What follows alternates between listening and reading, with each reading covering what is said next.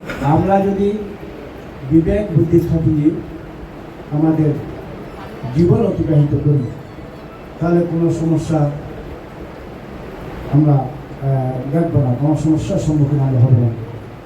আজকের এই সম্বর্ধনা অনুষ্ঠানে আরেকটি বিষয় আমার খুব বেশি মনে পড়ছে যে বাস স্ট্যান্ডার্ডের এখানে একটি বিশাল সমাবেশ হয়েছিল পরিবহন সেক্টরে, এদেরকে সেই সবাই আমাদের মরহুম মাহফুজ আলম সাহেব ছিলেন। এভাবে উনি আমাদের অর্গান ট্রাফিক ওসি যেভাবে বসছে, আমি ওনার পাশে ছিলাম। আমার বক্তব্যের পরে উনি বক্তব্যটা রেখেছেন। পরদিন শুনলাম উনি ইন্তেকাল করেছেন। আমি কীভাবে আহত হয়েছি সেটা বুঝিয়ে বলার ভাষা আমার নেই।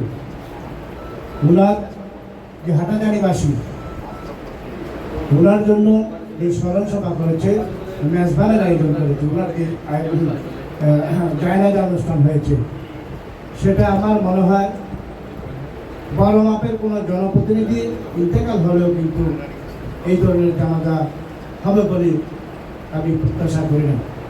কারণ মানুষ কর্মের মাধ্যমে বেঁচে থাকে, মানুষ বয়সের মধ্যে নয়, কর্মের মাধ্যমে বেঁচে থাকে।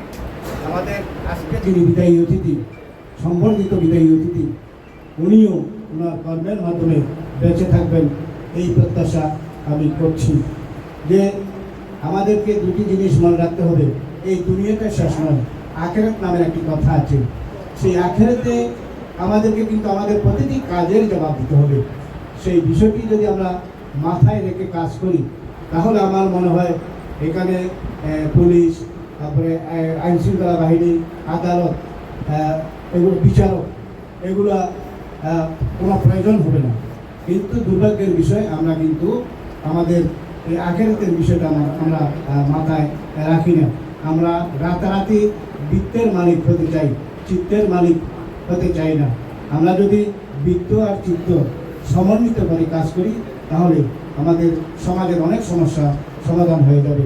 আজকে বিজ্ঞান ও প্রযুক্তি মন্ত্রণালয়ের একজন উপসচিব এখানে একটা সভা করতে এসেছিলেন।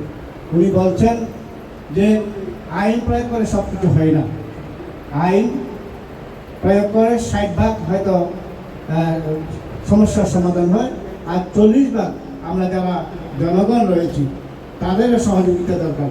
উভয়ের সহযোগিতার মাধ্যমে আমরা একটি প্রত্যাশিত সুন্দর বাংলাদেশ করতে পারব। আমাদের শামসুদ্দিন ভাইয়ের পদোন্নতি হয়েছে, এটা আমাদের জন্য অত্যন্ত গর্বের বিষয়। উনি হাটাজারির মানুষকে সেবা দিয়ে গেছেন। সেই সেবা শুধু হাটাজারির মানুষ নয়, সারা বাংলাদেশ উনি যেখানেই যায় সেখানে যাতে হাটাজারির মতো সেবা পেয়ে থাকে সেই প্রত্যাশা করছি। সুস্বাস্থ্য জীবন চাকরি দলের সফলতা কামনা করছি। আমাদের গণমাধ্যম কর্মীবৃন্দ, বিশেষ করে হাটাজারি প্রেস ক্লাবের কর্মকর্তাবৃন্দ এখানে এসেছেন। হাটাজারি প্রেস ক্লাবের কর্মকর্তাবৃন্দ সব সময় এই যে যানবাহন পরিবহন ব্যাপারে সবসময় ইতিবাচক বিষয়গুলো তুলে ধরেন।